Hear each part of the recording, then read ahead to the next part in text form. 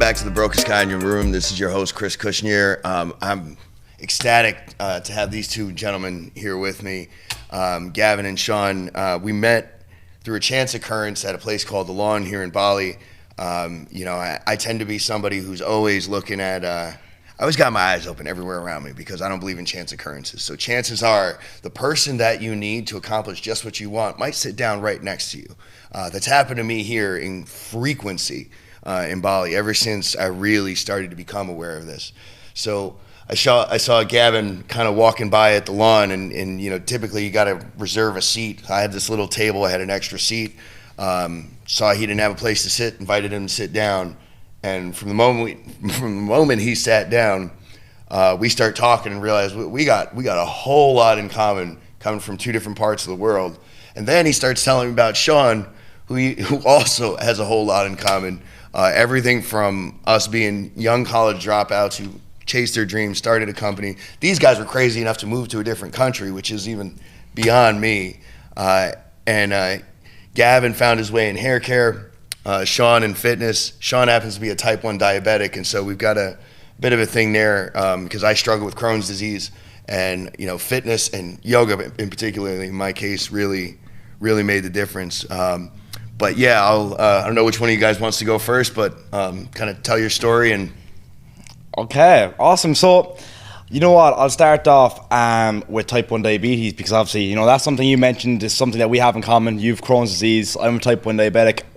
So, I'm from Ireland, first of all. My name is Sean Coffey. For those that don't know, I do social media. I do online coaching. I've been in the gym 5 years. And what's kind of kickstarted all of this, tying it back to type 1 diabetes, is type 1 diabetes itself. So I was 11 years old. At the time, I was getting bullied in school quite a bit. And, doctors kind of think that that's what actually triggered off my type 1 diabetes as well. So anyways, diagnosed as a type 1 diabetic at 11. From there, I knew that I could go into this with two different mentalities. It could either be that, I feel sorry for myself. I just feel like the world's coming for me, and I just, feel bad for myself. And I said, you know what, fuck that now. I choose the other option. And that other option was actually just using that to my advantage, using that as my superpower, and making sure that I still make an impact with type 1 diabetes in this world and help other type 1 diabetics do the exact same. So that's kind of what started me off. And then one thing led to another. Started doing social media in and around 14, 15. That's when I started doing my fitness page. And from there, just stay consistent. And here we are now in Bali a couple of years later. So crazy how things work out. yeah, it is. Yeah, I had something similar enough to Sean. My name's Gavin Hefferon. I'm 20. I'm from Dublin in Ireland. And I went through a bit of bullying myself in school, as a lot of young entrepreneurs and creatives do. I really enjoyed creating content as a kid. I started creating my first YouTube videos when I was 9, 10, built up a bit of a following with that. And for those of you who aren't from Ireland, secondary school can be quite brutal. I think high school can be similar in America. Particularly, I think Irish kids can be very cruel. So I was picked on and, ostracized a bit in school. And it was really tough at the time. It ended up being the biggest blessing in disguise ever, because anything else I've done in my life, whether it was when I went into cutting hair and then eventually founding Poseidon Hair, I was never ever afraid to push the boat out. So just like how Sean's type 1 diabetes was his blessing in disguise, that was really it for me. Being made fun of for creating the YouTube videos that I did really gave me the confidence to do anything I want. And now if there was anything I ever wanted to start, I'd have absolutely zero fear whatsoever. Yeah, it's definitely that's a really interesting thing right off the get-go that we all had in common. I got picked on a lot too, up until a point. It was really 6th grade was kind of the year that everything changed for me. Up until that point, I was short, fat, had zero confidence. And then on a whim day, I got this assignment from Miss Planetcheck. If you're watching, I'll never forget you for this. But she had us write a poem. I'm like, oh great, short fat kid's gonna write poetry now. This is gonna go over real well. But actually, I had a knack for it, and I scribbled something out in about 5 minutes. Was ready to walk out the door. She hands it back to me and says it's not done. I protested because I was like, it's already better than everybody else. And she was like, that's the point, go finish it. Well, that poem ended up getting published, and I ended up getting an opportunity to read it at Disneyland in California, which was crazy. They say you'll never get famous in your own backyard. So for the next few years, I would be reading at these poetry slams, and for one weekend a month, or one weekend a year, I was like famous. And then I'd come back and have to fall right back into that old skin. And it's a bit of a mind trip, a duality that's kind of become somewhat of a theme in my life. What's really kind of fascinating about that, you touched on something that's been you both did actually, and that's finding gratitude for the tragedies. You know, I've come to really understand that some of the most beautiful blessings in our life come in the form of some of the darkest tragedies. Crohn's disease is one thing that I've come to see as such a blessing. So is bullying, and for the same reasons. Bullying thickened my skin, and it gave me enough motivation. The summer going into 7th grade, wrestling was coming up. I made a pact with myself that I was going to transform my body. My family, we lived in a place, we ran a small motel in Catskill, New York, or in Liberty, New York in the Catskills, Liberty Motel. And the challenge of running a small motel like this is it's got to be staffed 24 hours. And a change happened around this time that made the economics of running a small motel like this really difficult. And so when we'd lose staff, my entire family would move into the motel. And so at this particular time, my bedroom was room 14, right next to the office. And the pact I made with myself was 1,000 push-ups, 1,000 sit-ups, 1,000 squat thrusts, or I don't go out of my room. So every morning, as soon as I got up, didn't matter how long it took, that's what I did. And over the course of that summer, I transformed myself, lost 40 pounds. And the next year in school, nobody picked on me because everybody thought I was a fucking new kid. Yeah. It's crazy, you know. But I'm so grateful for that. I'm so grateful to my enemies, to everybody who ever took advantage of me, to everybody who ever loved me equally in the same. Because had any one of those things not happened, we wouldn't be sitting here in paradise living out our wildest dreams. Yeah, man. Can I expand on that with a story? Absolutely. I feel the exact same. You know, I feel absolutely no animosity towards anyone who had made fun of me in the past, because, you know, secondary school at the time is such a war zone. It's, you know, you're just trying to get yourself up in the pecking order, and when some kid is putting himself out there, essentially asking for it, of course you're going to make fun of them if it can benefit you. You know, these people were children. They didn't understand. And I do remember one point I was at a school rugby match, and this was about 2 years ago now. So I was out of school already, and I was in the bathroom, and the guy walked in who would have picked on me in the halls and stuff. He was an older kid, and he was like big and tall, and you know, I seen him, and I wasn't afraid of him anymore in a sense, but I was like, this is probably not the first person I want to see. And I had just done a podcast about a week before, and he said to me, he said, you know, Gav, I listened to your podcast. I thought it was really great. He didn't apologize or anything. He didn't need to. That was enough.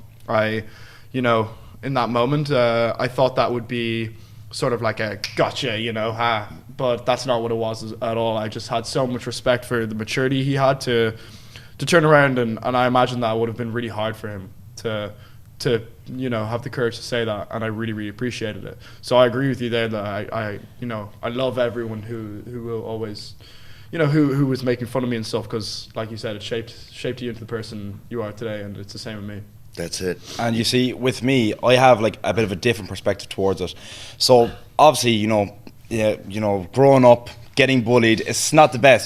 So I mean, it's not the best whatsoever, right? Okay, I'm not going to go in here now. I'm not going to go in here. It's not that I don't have love for the people that do it, because genuinely I have empathy. Because if someone's going to try to put you down for doing something out of the ordinary, it's because they're insecure. It's because they can't fucking do it, right? Always. So one big thing that I believe that pushed me to where I am today is actually like channeling that negative energy. I like to call it fuck you motivation. Just channeling it into what I do on a daily basis. And I actually used to have a list of everyone that doubted me, everyone that chatted shit to me. I had a list of all their names. Every time I know motivation, I look at that list and think, fuck you, and I get to work, you know? And that's not to say that I don't have love for those people, you know, because I truly do have empathy for those that... Well, sure, you wouldn't have that fuel. Yeah, exactly. But you wouldn't have that fuel. That fuel is different. If someone out here is watching this podcast or listening to it, whatever it may be, and you find that you're being put down in some sort of way, whether that's by your parents, by other family members, your friends, whoever it may be, you need to channel that shit. You need to use that to your advantage. I'm glad you just said bullying can happen in so many forms. and it comes in some of the most surprising places. Often it is the people that we look to count on, that we really look for protection, that put us in the bullseye. Sometimes it comes in the most unlikely of circumstances. I mean, hell, the other day I posted a TikTok video of me just doing some yoga postures. And the tagline was, I owe Ian Young at Yoga Effects, where I got my teacher certification, transformed my life. You know, yoga in general, in this case it was particularly Bikram Hot Yoga 26-2, which really transformed my mind, body, and soul. Had everything to do with me getting off Humira, which is poison if you ask me. And I'll elaborate. The treatment for Crohn's disease, if you're unfamiliar, is an autoimmune inflammatory disorder of the intestine and the colon. Essentially, certain food stresses, different triggers will cause me to look like a pregnant person and deal with insane feelings of pressure and release. It can be crippling. As it's autoimmune, it works the same way as fibromyalgia or rheumatoid arthritis. They're kind of all similar animals appearing in different parts of your body. But what modern medicine offers as treatment, which is mind-boggling to me, are drugs like Humira, biologics, which effectively shut down or reduce your immune system. Well, my path to diagnosis dealt with over the past 9 years. I've had 9 colonoscopies, endoscopies. I've been poked, prodded, hospitalized in every way you could imagine. I won't even get into medical bills. Shit, Humira alone is over $100,000 a year to give yourself a shot every 2 weeks. And what do you think happened as a result? My wife was an early childhood Head Start teacher at the time. And I literally had to have her quit her damn job because she was getting me sick every week. I was constantly in and out of the hospitals buying more medicine. You know. Then one day, years later, I meet a doc in Ithaca, New York. There's a guy, Dr. Richard Cohen. He's actually a chiropractor. But from the guy's own words, his own description, you know, he learned most of what he learned about true healing and medicine studying from a sorcerer in the Amazon. He went and lived for several months. He's one of the most fascinating guys. I mean, the guy's, I'm not going to reveal his age, but he's an older guy, and you know his hobby is hurricane kayaking. He and a group of guys his age go out every year at hurricane season and kayak the ocean. Savages. Wow. But he was the first person to realize and point out to me that what was going on was a combination of leaky gut, and that was actually the bigger factor than the Crohn's disease. And he was the first one who put me on the path to getting off of it. First identifying the different foods that were poisons. In this case, you know, in America, corn is one of the biggest culprits. Corn oil, because of pesticides like Roundup. You know, eating trace amounts of this over the course of your life can cause you to have your stomach lining literally start to dissolve. And so this is how Roundup, the way Roundup works to kill a pest is literally they consume it and it dissolves the lining of their stomach so that their stomach acids leak out and kill them.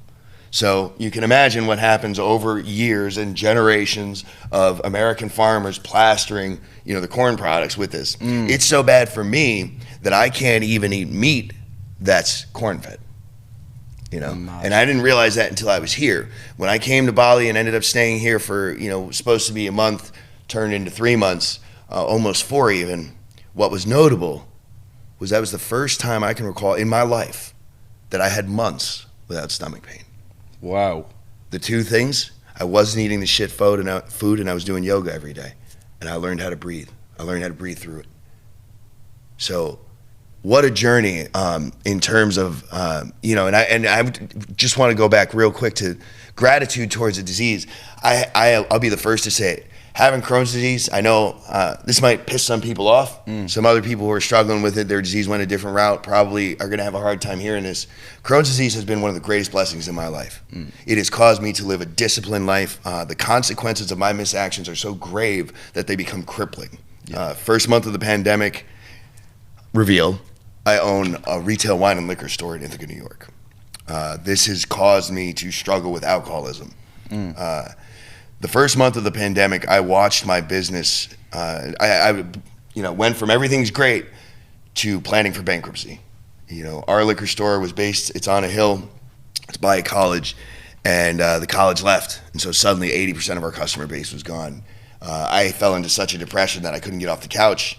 It's remarkable how easy it is to do the things that make you feel like shit, how difficult it is to do the things that'll make you feel good. So what did I do? I started fucking drinking every day. I was going through a bottle of vodka a day. between 2 times stepping on the scale, it was the beginning of September, end of September, I dropped 40 pounds, 20 kilos, thereabouts. And that was the moment. That was the wake-up call. I realized that, like, I'm gonna fucking die if I don't make a change, if I don't start listening to my body, if I don't start channeling it into fuck you fuel, whatever it is. Go back to the day you decided to drop out of school. I have a bit of a different story, actually. So A lot of my time in school, I never even wanted to go to university either.